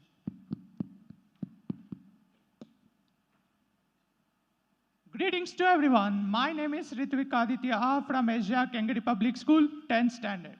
Greetings to everyone. I'm Hemanta from SGR Kengeri Public School of 10th standard. ನೀವೇ ಹೇಳಿ, ನಮ್ಮ ಬೆಂಗಳೂರು ಅಂದರೆ ಯಾರಿಗೆ ಇಷ್ಟ ಇಲ್ಲ? ಇವತ್ತಿನ ಬೆಂಗಳೂರಿನ ಅಡಿಪಾಯ ಕೆಂಪೇಗೌಡ ಅವರು 1537ರಲ್ಲೇ ಹಾಕಿದ್ರು. And today's Bengaluru is one of the major metropolitan cities in India. It's also called as Silicon Valley of India because of its leading role in exporting information technology to other countries. And Bengaluru is loved for its weather. Because of Bengaluru's altitude is 920 meters above sea level, it provides cool and soothing climate, which is proper for an ideal civilization. And due to rapid urbanization, Bengaluru's population is inching towards 1.5 crores, which has led in increased consumption of water and electricity and much more. Wait. But Bengaluru is facing a gargantuan problem, and that problem is water scarcity. By the year 2030, it is expected that the Bengaluru's monthly water consumption will need 3 times more than its original supply. That's a point to be noted. And Bengaluru city uses 50% of Kaveri water just reserved for only domestic use. And there has also been recorded a loss of about 29% of water in Bengaluru city. Now here we can take a look at the Bengaluru's monthly water consumption. If I just calculate the total, I'll get 51% of accounted water and 49% of unaccounted water. The question is, where does this 49% of unaccounted water go? And there has been a rapid demand for fresh water, and it is mainly for domestic use and industrial purposes. Pollution of water also leads to the depletion of natural water resources, thus leading to water scarcity. And to make matters worse, global warming. Global warming creates an erratic climatic condition. And this erratic climatic condition causes a rapid change in water cycle, especially in Bengaluru. And the leading brand Bengaluru will turn into bland Bengaluru. Bland in a sense, depletion of natural resources, especially water. Soon Bengaluru will lack water for drinking, washing, commercial, industrial, and even for domestic purposes. Now let's move on to protecting our beloved city, Bengaluru. We all love our city, right? Yes, we do. So I'll go by the quote. ನೆರೆಮನೆಯ ದುಃಖಕ್ಕೆ ಅಳುವವರ ಮೆಚ್ಚ ಕೂಡಲ ಸಂಗಮ ದೇವ. ಬಸವಣ್ಣನವರ ವಚನ ಒಂದು ಸಣ್ಣ ಭಾಗ. The main motive of this quote is that we must not simply sit and cry for the other's problem. We must step into the society, step into the social media, and create awareness for people to understand the importance of water. And with the same motive, I'll move on to our first solution. Smart digital water meters. The main motive of this solution is responsible accountability of water by each and every citizen of Bengaluru. The government must make compulsory to install smart digital water meters. The smart water meters must be equipped with artificial intelligence. This artificial intelligence helps us to calculate the amount of water consumption. And the level of consumption are very simple. At level 1, that is at the basic consumption, normal rating must be charged. At level 2, if the consumption exceeds the 20% consumption, then slightly higher rates must be charged per liter. And at level 3, if the consumption exceeds the 50% of total consumption supplied by the government, then the whole water supply must be cut down for that particular house. And strict warnings must be sent through WhatsApp messages to create a consciousness among people. If people are not punished, they may not know the importance of water. Moving on to our next solution, it's about atmospheric water generator. It's also called as Vayujal. Did you know that in atmosphere, 1 billion liters of water is present in the form of humidity for each person? Why can't we use that humidity water for water scarcity in Bengaluru? By using this water generator, it will convert the humidity into water by condensation. The maintenance cost is less and it is budget friendly both for the government and for the citizens. And now, let's come to our solution 3, industrial usage. The government must send officials to check the efficient industrial usage of water. If the industries exceed the usage of water by the efficient usage of water given to those industries, then the government must highly fine those industries. Implementation with integrity is the main agenda. And moving on to our next solution, it's about the permeable surfaces. Nowadays, roads and footpaths which are constructed are made up of impermeable surfaces, which does not allow water to seep through it. By constructing roads and footpaths through permeable surfaces by using permeable concrete and permeable asphalt, rainwater as well as surface water runoff will seep into ground, thus recharging groundwater. And moving on to our next solution, it's about the tap aerators. Tap aerators divides the water into many streams and mixes air with it, thus increasing the pressure and reducing the amount of water required to be used. This is a simple tool which can reduce water consumption by a large level. And if we can't create, we must protect. The idea and presentation given by us is to educate people how to use water efficiently. And the ideas suggested by us are not capital intensive, both for the government. And now, it's trivia time. We have to ask ourselves these two questions. Despite the city is facing water scarcity, how come there is no scarcity for mineral water? Despite the city is facing water scarcity, how come the private water tankers are supplying water continuously? These questions must be asked by ourselves as a responsible citizen of Bengaluru.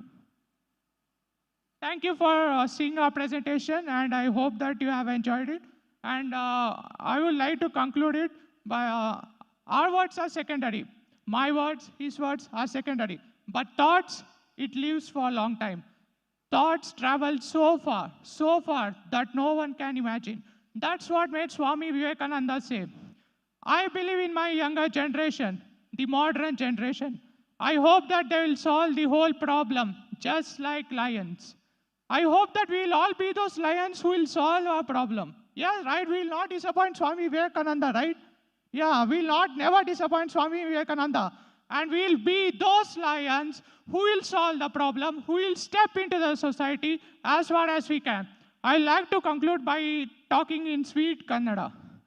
ಮುತ್ತಜ್ಜ ನೀರನ್ನು ಕೆರೆಗಳಲ್ಲಿ ನೋಡಿದರು, ಅಜ್ಜ ನೀರನ್ನು ಬಾವಿಯಲ್ಲಿ ನೋಡಿದರು, ನಮ್ಮ ತಂದೆ ನೀರನ್ನು ಕೊಳವೆ ಬಾವಿಯಲ್ಲಿ ನೋಡಿದರು, ನಾನು ನೀರನ್ನು ನಲ್ಲಿಯಲ್ಲಿ ನೋಡಿದ್ದೇನೆ.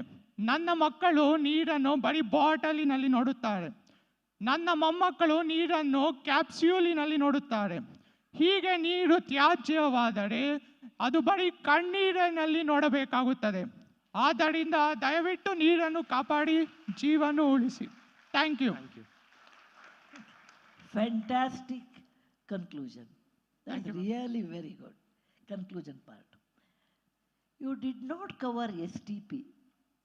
That is one of the most important way of saving water.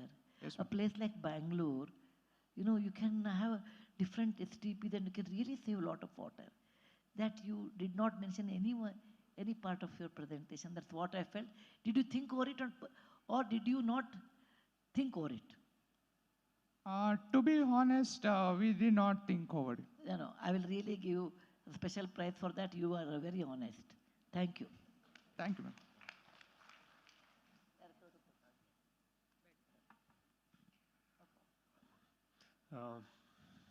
I think it's a great narrative which you pieced together.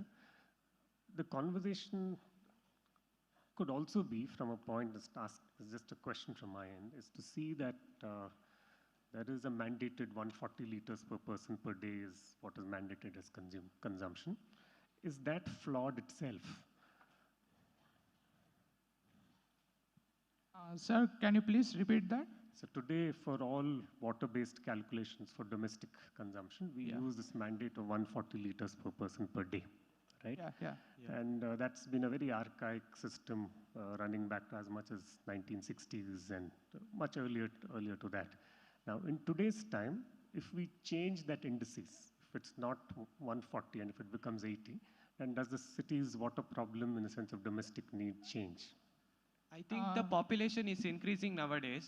So I think how much ever it is responsible of the citizens to use water wisely.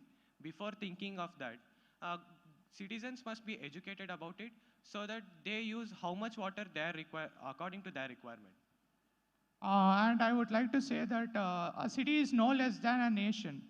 The government and the people together make the whole nation, and together make the whole city, and together make the whole state. It is the responsibility of our citizens to conclude the importance of water. And I would like to say an example. If they are not punished, they will not learn. If I get less marks in my boards, surely I would be punished by my teachers and by my parents. And here the punishment is money. If government charge people, then people will surely recognize the importance of water. If you get less marks in a board exam, your teacher and your parents should not punish you. That's wrong. Who are the teachers who are punishing? They are not teachers then. Even parents should not punish. You try your level best for board exam. Yes. You may or may not get marks because it is not in your hand. Correction is done by people like us, teachers. But you should not be punished. You should be told, fine, so what?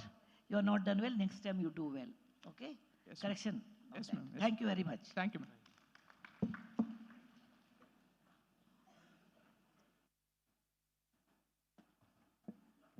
Give it to the lady there.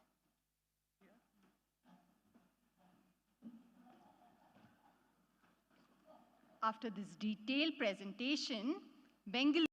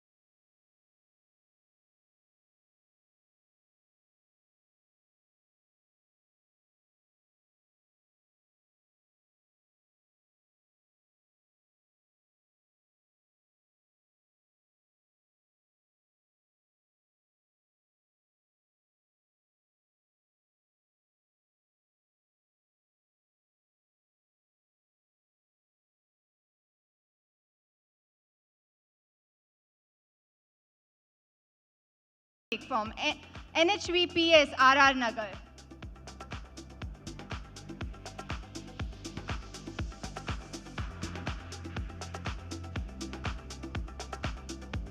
Can I request Presidency, Nandini Layout and Soundarya Central School to get ready, please?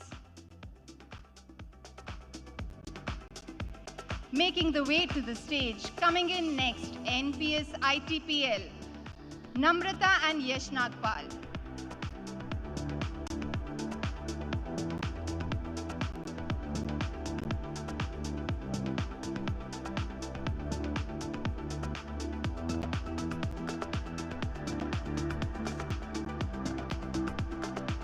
Can Shri Arbindo Memorial School and SSRVM South step forward? Coming in next, we have Amit and Nidhi from Presidency NLO.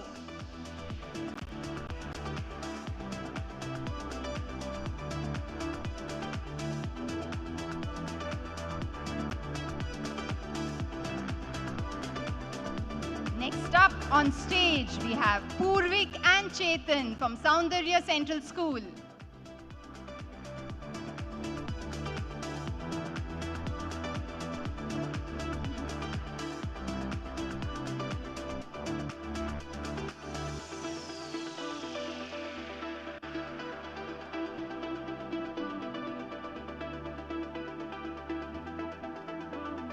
Coming in next, we have Sughosh and Aditya from Arbindo Memorial School.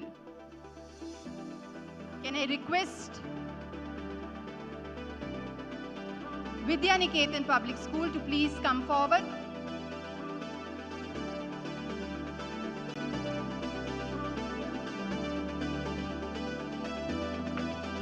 Coming in next, from SSRVM Bangalore South, Durga and Reva.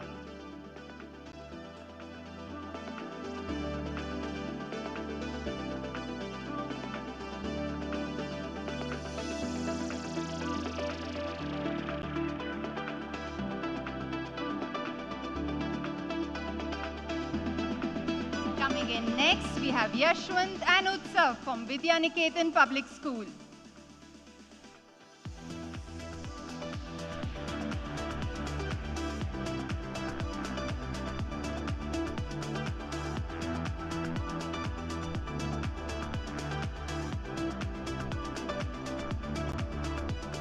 Thank you, sir. Thank you.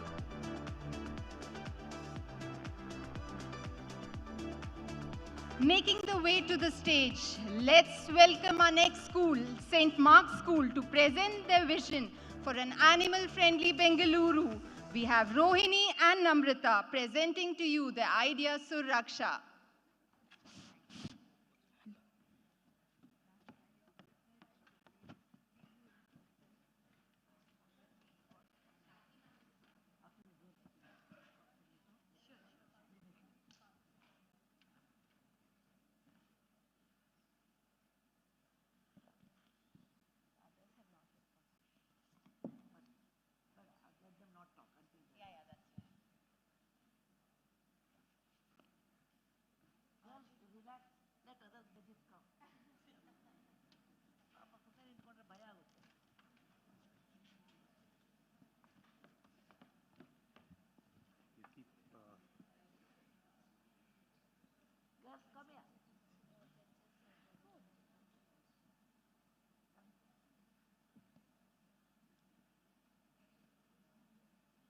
Until they come, you have time.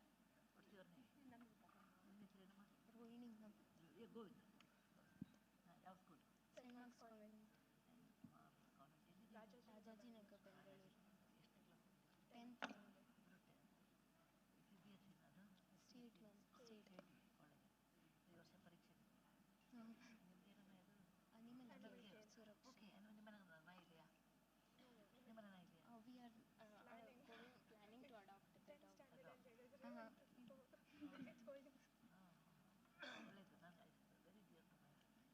And even I read the part of the Gopi diary. ಯಾವುದಾದ್ರಿ 1 2 3 In first part. You have to see Gopi 1 2 3 2 and 3 have come and then 4 is going to come. I just saw the book, the starting part, but it's very good, ma'am. The feeling of the Gopi and Murti.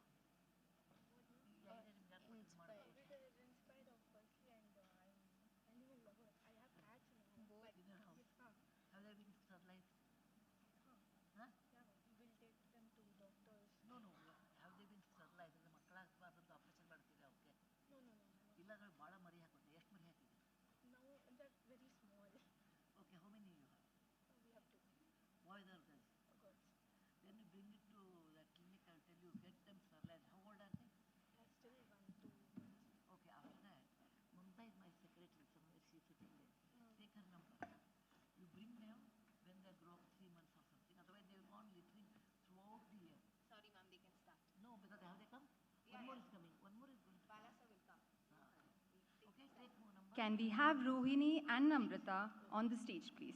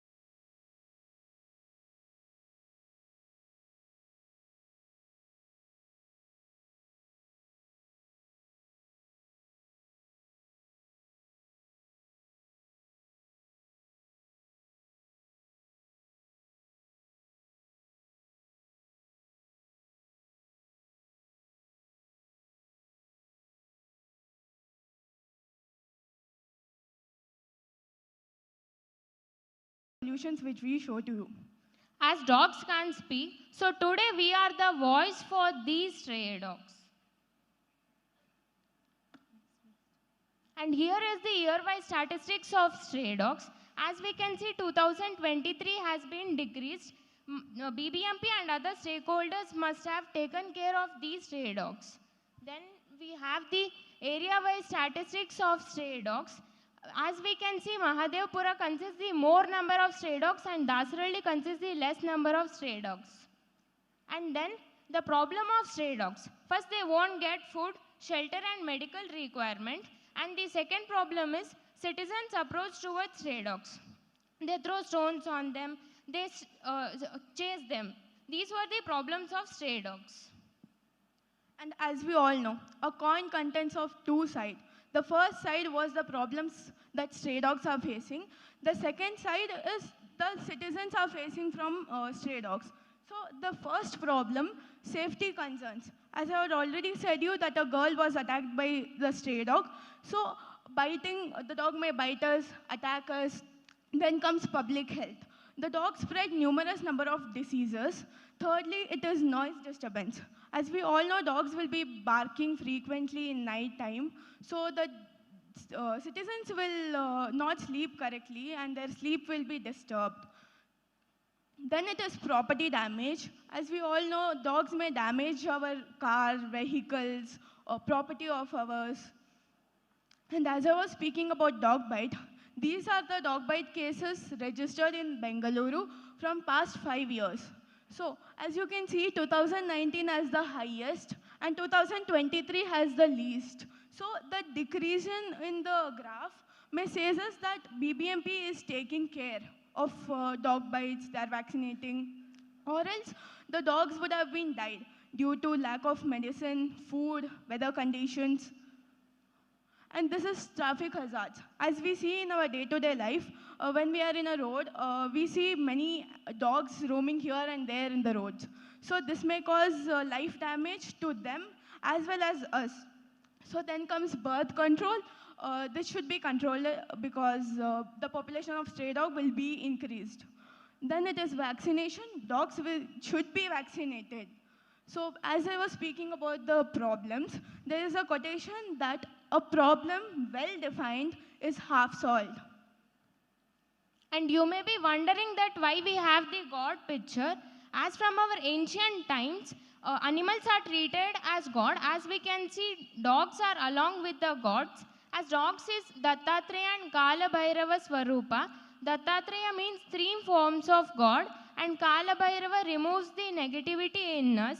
Dog shares the affection and love towards citizens. So citizens should be good towards dogs, and even stray dogs will be good towards citizens. Then, as she was saying about the problems, we need a solution. And solution can be provided by these four sectors of people.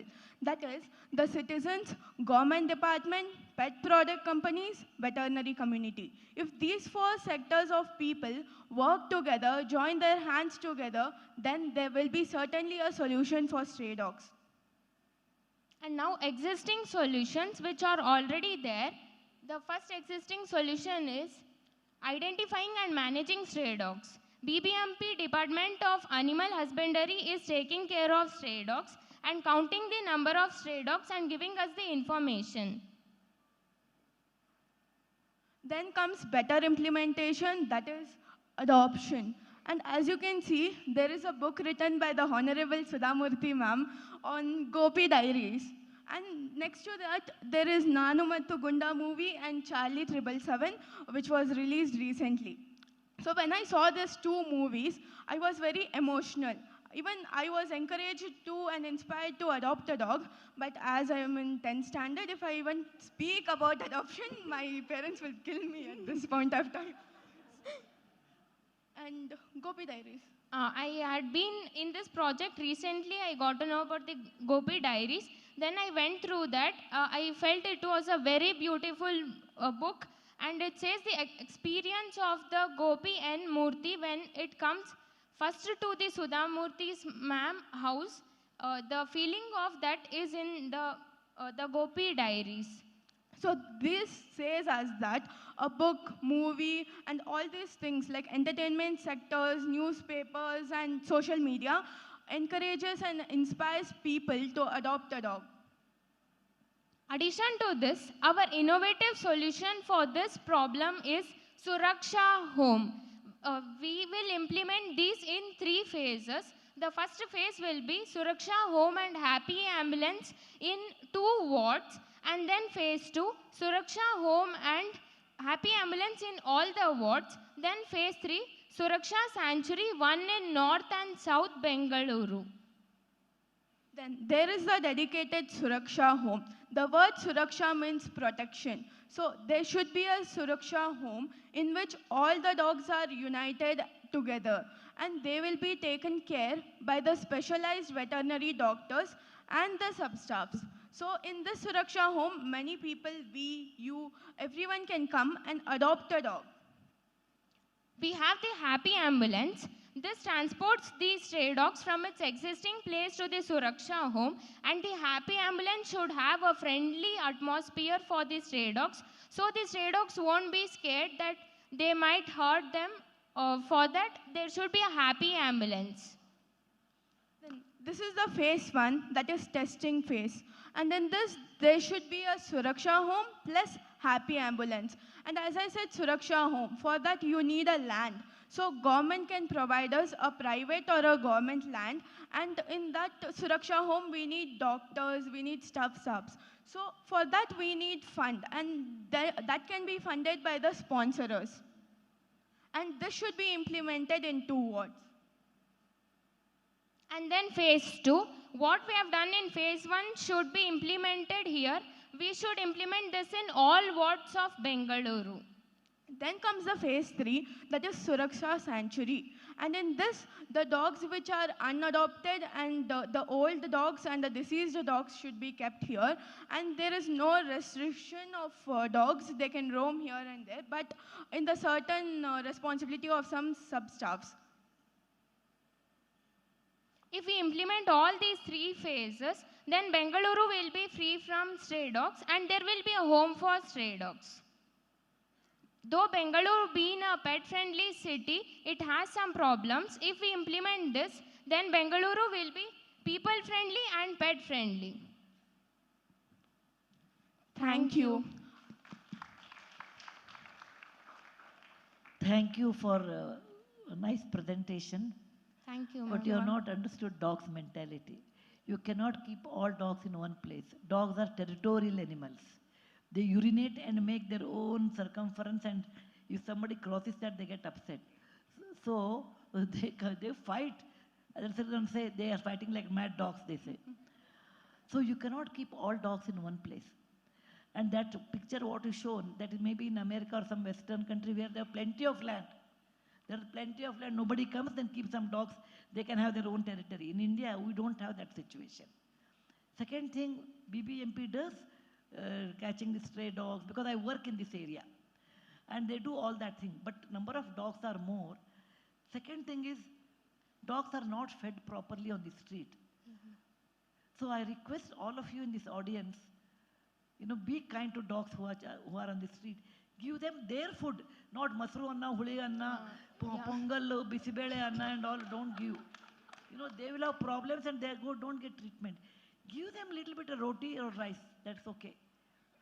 And most important is get them operated so that they should not litter more. Sterilization is a must. And that volunteers should come and get it done. There are many places, Cuba is there. There are many places where we have sterilization, they can get it done. Just for your information telling you. Actually, recently I have started one cat sterilization first time in India. Because everyone talks about dog, nobody talks about cat, and they litter every 3 months. And they also bring diseases. So anybody in this hall is interested to sterilize their cats, I have a free hospital. And anybody who is interested to look after the dog. 10th class and dog adoption, there is no relationship. On the contrary, you adopt a dog, you will do better in the exam because the dogs will be stress releasers, stress busters. So tell your parents if they are here, I want to tell them, adopt a dog from the shelter. If it is not possible, go once in a week to a shelter and give them food and put your hand on the dog's back and say, I am with you. That's enough. Do that once in a week, 4 times in a month. That is more than enough. Thank you very much. Thank you, ma'am.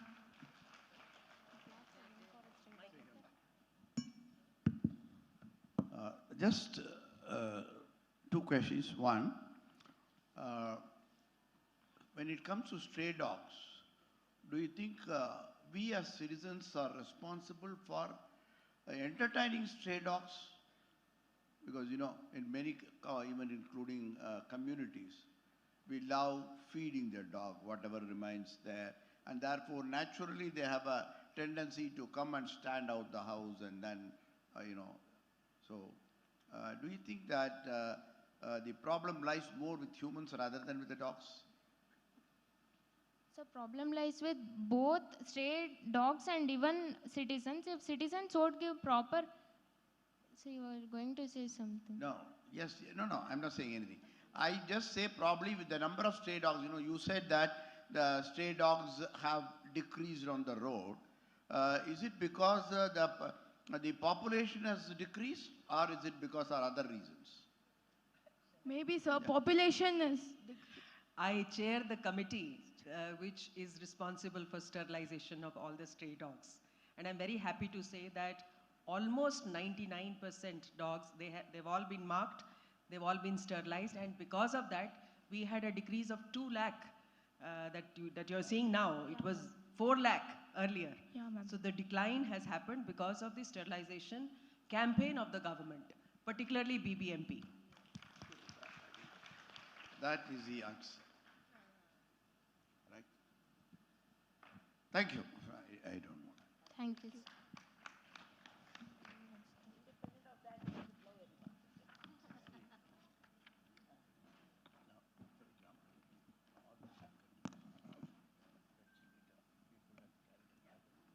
That was a powerful presentation.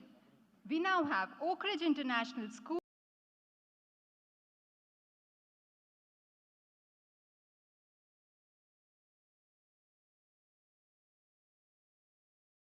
The problem is that we generate about 220 tons of textile waste on a daily basis in Bangalore alone. That's over 80,000 tons annually going into our landfills. Alongside the clothes discarded in these landfills, as they break down and decompose, they release toxic microfibers into our soil, which impacts the quality of soil and water. Alongside, due to the large time period it takes for these clothes to decompose, they're burnt in large bulks in various industries. And the bulk burning of these clothes emits large amounts of greenhouse gases into our air, which overall ruins the air quality in Bangalore.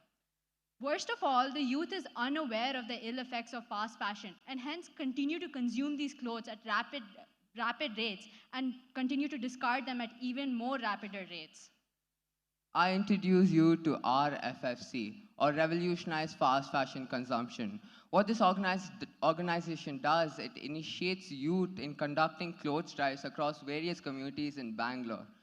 During these drives, students will collect clothes, segregate them into 3 boxes: reusable clothes, upcyclable clothes, and completely unusable or responsibly disposable clothes. This drive is a good initiative for these youth to get a good mindset. This mindset will provide, if I buy 2 new clothes, I'll donate 2 more clothes. And we're also bringing youth to be active citizens of our world. The best way we thought to execute RFFC would be to assign student leaders across various communities and schools in Bangalore. These student leaders would not only connect us to apartment and societies spread across Bangalore, but would also help us form student volunteer groups, which would then be divided into 2 parts, the segregators and the collectors.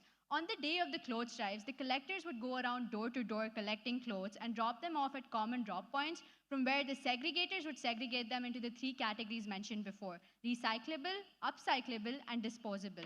Based on their categories, they would then be donated off to our NGO partners. For example, the recyclable clothes would be given to Goonj, the upcyclable clothes would be given to Do Good Foundation, and the disposable clothes would be given to Sahas to be responsibly disposed.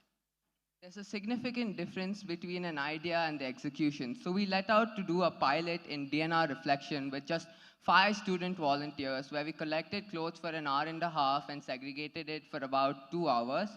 Out of just in 1.5 hours and 5 volunteers, we were able to collect 110 kgs of clothes, out of which 98 kgs of clothes were actually reusable, 10 kgs were sent to upcycle, and only 2 kgs were responsibly disposed.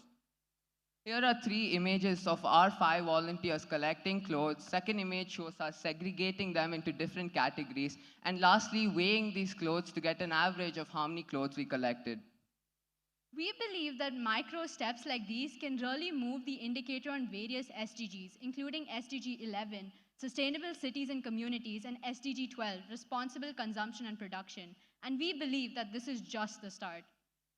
Our future expansion plan. We aim to connect with all 165 Rotary clubs in Bangalore to reach out to 500 plus communities in different zones of Bangalore. The big dream is to scale our project and make it a city-wide movement. In the future, we would like to extend to toys, sheets, woolens, bed sheets, etc., to ensure that these basic items aren't mindlessly disposed into our environment, but are rather responsibly recycled or disposed to create a circular economy. Support us in building brand Bangalore. We hope to see you at our next drive. For any queries, or if you guys would like to join us at our next drive, please write to us at rffcorg@gmail.com and follow our Instagram rffc._. Thank you, guys.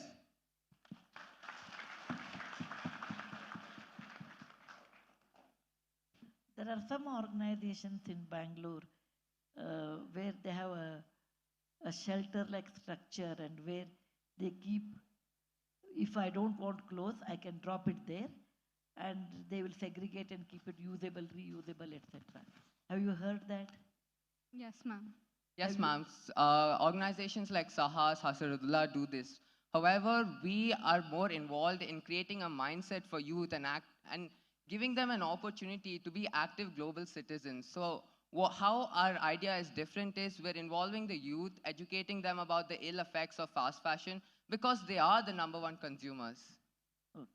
Have you visited any one of them, such shelters, where they will segregate the clothes and give it to somebody? Have you seen anywhere? Ma'am, can you just repeat your question? Well, there are some organizations in Bangalore, they do this job. Have you gone and seen anywhere like that? You drop your clothes and they segregate, and it's an NGO. Have you seen, some NGOs are there? Have you seen anybody's work? We've seen Goonj's work for our pilot program. We dropped off the clothes at Goonj and we dropped them off and saw them segregate through it. Okay. Second one is, you said students should go and collect door to door.